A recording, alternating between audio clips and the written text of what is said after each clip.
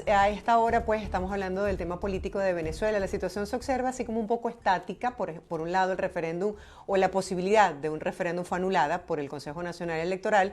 Por otro lado, Guaidó convoca a una manifestación en las calles el próximo 12 de febrero para buscar elecciones libres en el país. Pero bueno, recordemos que además la oposición habla de la importancia de llegar a un acuerdo político. En todo este contexto mucha gente se pregunta si Juan Guaidó tendrá el poder de convocatoria para una posible manifestación de calle. Para debatir sobre estos temas y tener un poco más clara la visión política, establecemos un contacto con nuestro analista político Osvaldo Ramírez, quien como cada martes nos acompaña en Buenos Días para hablar de los temas que son noticia en nuestro país. Buenos días, Osvaldo, gracias por acompañarnos y bueno, quiero que nos actualices un poco en materia política y nos pongas al día con todo este contexto bajo el tapete. Bienvenido. Buenos días, Mario, y feliz mañana para todos. Mira, Igual. comencemos, si quisiéramos comenzar por este tema que planteas de referendo revocatorio totalmente frustrado. Conversábamos hace unas semanas y planteábamos un poco la cantidad de trabas, la cantidad de obstáculos que se ha presentado a la figura del referendo revocatorio en Venezuela. Y esto lamentablemente yo creo que hubo una especie de subestimación por parte de los convocantes de esta opción. Recordemos que allí estaba el movimiento para la activación del revocatorio, Mover, que había una cantidad de pequeños actores políticos, y digo pequeños por la cantidad de gente que está realmente filiada a estos movimientos, a estos grupos políticos, o por el reconocimiento que efectivamente tienen a su dirigencia, ¿ok? Como tal. Y quizás ellos estaban subestimando la posibilidad cierta de que el Consejo Nacional Electoral generara una situación express como la vimos durante la semana anterior. ¿Por qué? Hay que recordar que en la primera oportunidad que se da este evento 2004, se tardaron 18 meses en lograr efectivamente que se llevara a cabo el revocatorio. En el año 2016 fueron más de 300 días y que además significó prácticamente un proceso de entrar a una negociación en aquel momento en República Dominicana, que prácticamente trunca la posibilidad cierta de ese referendo revocatorio. En esta oportunidad quizás estaban contando con mucho tiempo que les permitiera dos cosas. La primera, enamorar a la gente en participar en este revocatorio, y segundo, generar la posibilidad, en paralelo por supuesto, porque en este caso tiene que ver con la posibilidad cierta de una actuación de los actores políticos, de los partidos políticos, de la sociedad civil, en ver si efectivamente se juntaban para tratar de navegar en esa misma dirección. Lamentablemente fue una situación express. Esa situación express no ha permitido para algunos decir esto está zanjado, a pesar de que claramente fue una situación que una vez solicitado y al no haber alcanzado el número mínimo de voluntades, prácticamente no puedes volver a intentarlo. Hay gente que aquí plantea, y viene la segunda ruta, ¿qué va a pasar con relación a esto? Si esto entra a México, si esto va a una situación de comunidad internacional, o si efectivamente se pasa la página del referendo revocatorio.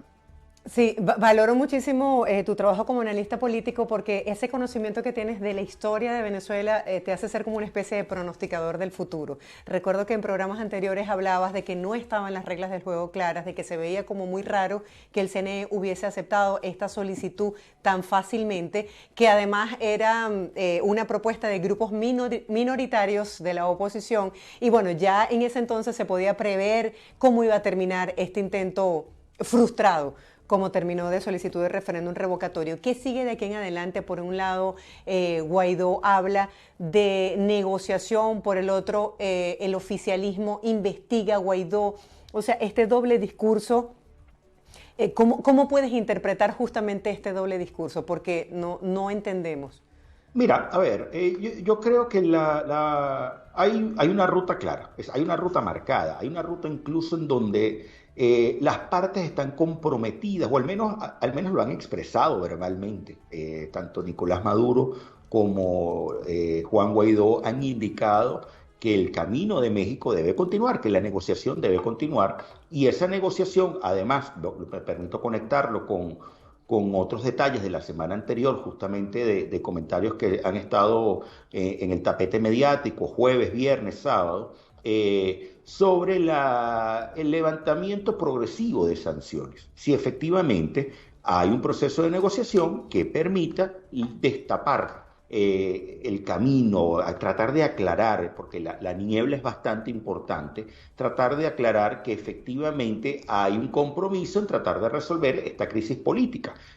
Ojo, crisis política que tiene unas derivaciones en crisis económica, en crisis humanitaria, en crisis de liderazgo, entre otros asuntos. Ese quizás es el camino más tortuoso, menos público y que claramente puede conllevar a que efectivamente se logren esas condiciones electorales necesarias. Primera condición para tratar de avanzar en una potencial elección presidencial. Y segundo, porque implicaría claramente que existe un interés de efectivamente resolver la crisis. Quizás en esta parte cuesta creerlo, porque si algo ha caracterizado al venezolano común en los últimos años, y estos últimos años, cuidado si me estoy yendo a prácticamente las 2 décadas de la revolución, es el escepticismo acerca de los pasos que da el gobierno en su momento, el régimen hoy día, que no permiten claramente brindar calidad de vida o hacerte creer o ver o entender tus intenciones reales de que quieres resolver la crisis tan compleja que atraviesa Venezuela.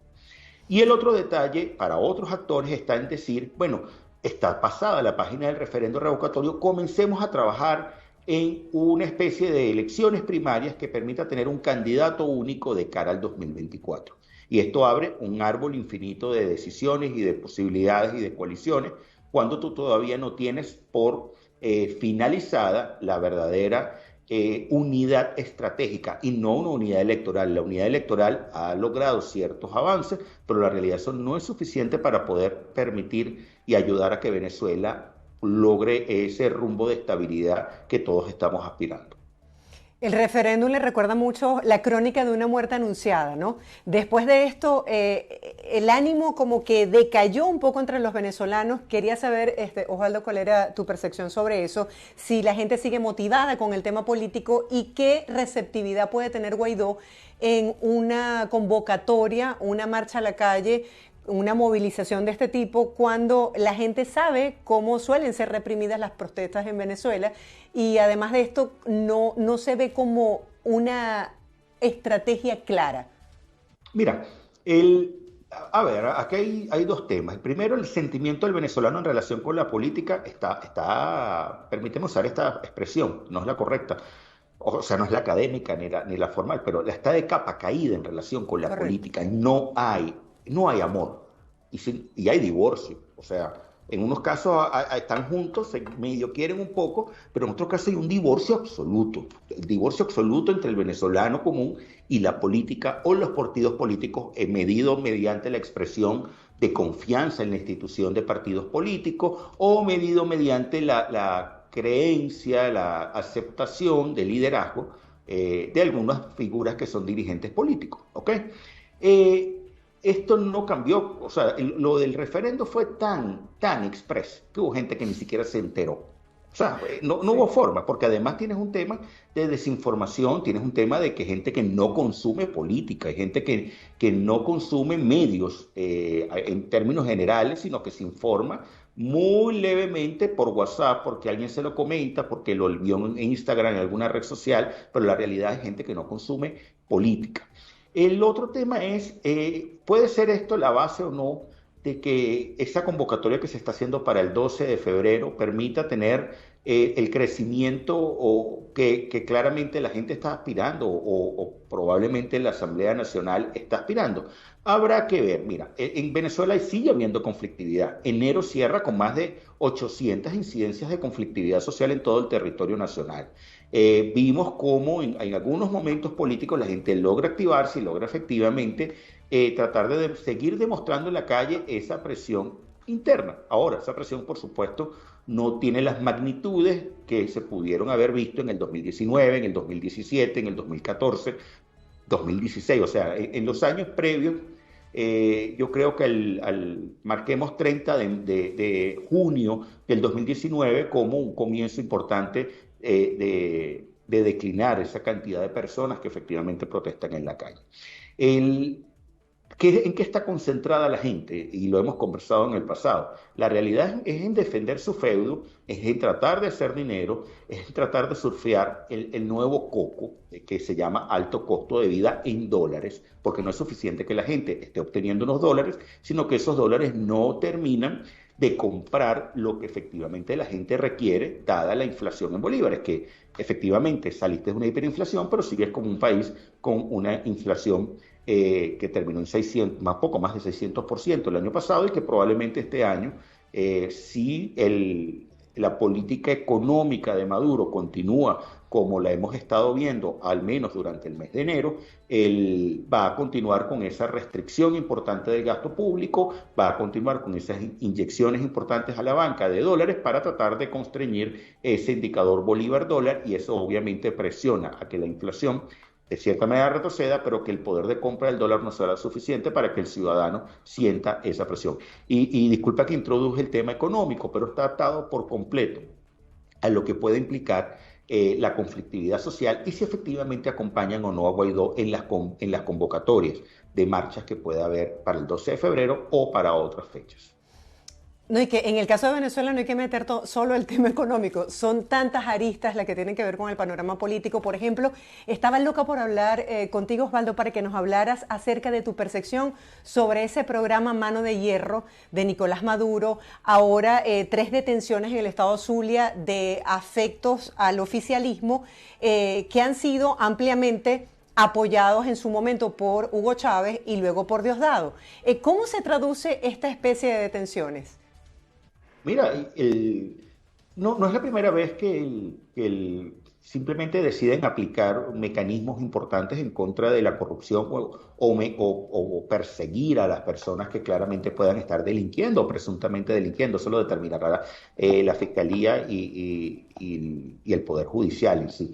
Pero no es la primera ocasión. Hemos visto en otros momentos cuando lo conectas con opinión pública y en esa opinión pública la gente termina diciendo que el principal problema puede ser la corrupción, o el principal problema es el tema de la gasolina o de las mafias que operan, y vemos cómo sistemáticamente en menos de 2 meses se genera una reacción por parte de Nicolás Maduro, de sus ministros, etcétera, en actuar justamente para tratar de dar un golpe que implique obviamente percepciones y que mejore esos indicadores de opinión pública. Ojalá haya aquí una depuración importante de todo esas personas que se comen literalmente, se pasan ese semáforo rojo, que están por fuera de lo que debe ser las normas, pero eso al final del día lo determinará justamente los organismos jurisdiccionales del país. Gracias, Osvaldo, por esa visión tan analítica que nos permite entender el contexto político, económico de Venezuela. Estábamos conversando con Osvaldo Ramírez sobre lo que es noticia en nuestro país. Otra justamente de las informaciones que nos llamaban la atención tiene que ver con el uso del WhatsApp, de esas informaciones que solemos escribir con otras personas. Pues esto debería ser un derecho en la Constitución, el hecho de que se mantenga de forma privada. Esto no es así en Venezuela, según lo que estaba leyendo en algunos medios de comunicación. Entonces, bueno, ya sabemos cómo es la situación en nuestro país con respecto al uso y manejo de la información presuntamente por parte del Estado.